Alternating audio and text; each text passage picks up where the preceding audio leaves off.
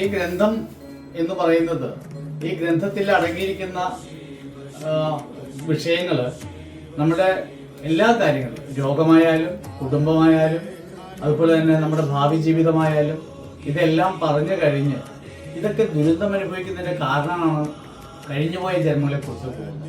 അപ്പോൾ കഴിഞ്ഞുപോയ ജന്മത്തിൻ്റെ കഥകൾ എന്താണെന്ന് അറിയുവാനായിട്ടാണ് ആ വ്യക്തി ഇവിടെ വന്നിരിക്കുന്നതും ആ മഹർഷിയോട് ചോദിക്കുന്നതും. ഈ ഗ്രന്ഥം തുറന്ന് അദ്ദേഹത്തിൻ്റെ ഈ അഷ്ടമത്തിൽ ഏത് ഗ്രഹമാണോ നിൽക്കുന്നത് ആ ഗ്രഹത്തിൻ്റെ ദിക്ക് ദിശ നോക്കിയിട്ടാണ് നമ്മൾ ഗ്രന്ഥം എടുക്കുന്നത്. അതിനാണ് ഈ രാശി വെക്കുന്നത്. അപ്പോൾ വരുന്ന ആള് ഈ ഗ്രന്ഥം വായിക്കാൻ യോഗ്യനാണോ എന്ന് ആദ്യമേ നമ്മൾ അറിഞ്ഞിരിക്കണം. അതിനാണ് രാശി വെക്കുകയും രാശിഫലങ്ങൾ മനസ്സിലാക്കി കൊടുക്കുകയും അതിനുശേഷം ഗ്രന്ഥം വായിക്കുകയും ചെയ്യും. അത് ഇതാണ്, ഈ ഗ്രന്ഥം വായിക്കുമ്പോൾ ആദ്യമേ കിട്ടുന്ന പേജുകളല്ല എടുക്കുന്നത്. അയാളുടെ അഷ്ടമരാശിക്കൂറിന്റെ ഫലങ്ങൾ വായിക്കുമ്പോഴാണ് അയാൾ ആരാണെന്നുള്ളതും അയാളുടെ അച്ഛൻ ആരാണ്, അമ്മ ആരാണ്, അയാൾ എവിടെയാണ് ജനിച്ചത്, ആരായിരുന്നു എന്നൊക്കെ വ്യക്തമായിട്ട് പറയുന്നത്. ഇതാണ് ആ ഗ്രന്ഥം.